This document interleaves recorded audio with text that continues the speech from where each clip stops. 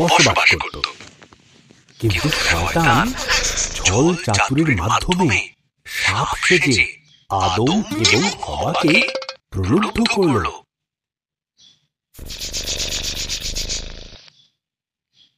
সাপ জিজ্ঞাসা করল, এইসব গাছগুলির থেকে কি ফল খেতে ঈশ্বর তোমাদের বারণ করেছে?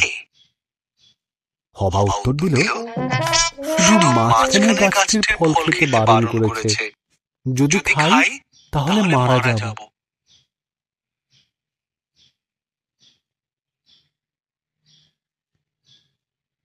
সাপ বলল, তুমি মারা যাবে না। ঈশ্বরের ওই গাছ থেকে ফল খেতে না দেওয়ার পেছনে বিশেষ কারণ আছে। যদি তুমি খাও তবে তার মতন হয়ে যাবে।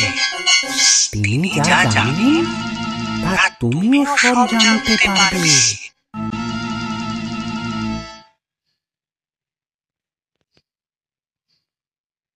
হবা ফলটি খেল। সে তার সঙ্গে আদমকে কিছুটা ফল খেতে দিল।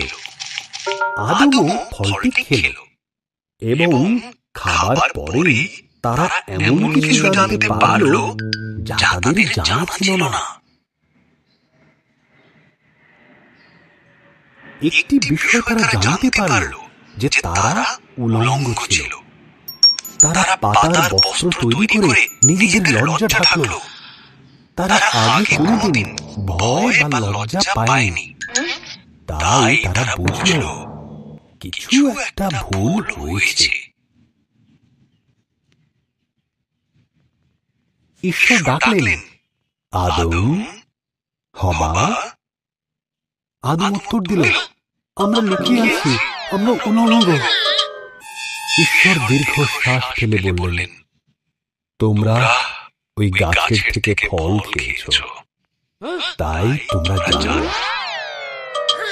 তখন আদম হবাকে দোষ দিল, আর হবা সাপকে দোষ দিল।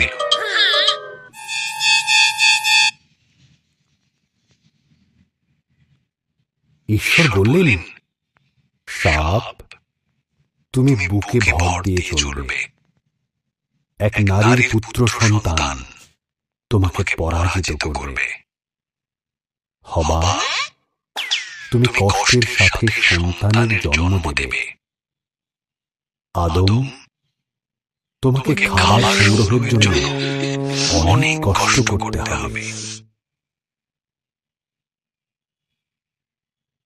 এরপর ঈশ্বর আদম এবং হবার জন্য পোশাক তৈরি করে তাদের পরালেন আর বাগান থেকে বের করে দিলেন। ঈশ্বর এক স্বর্গদূতকে জ্বলন্ত তলোয়ার হাতে দিয়ে সেখানে রাখলেন, যাতে তারা আর ফিরে আসতে না পারে।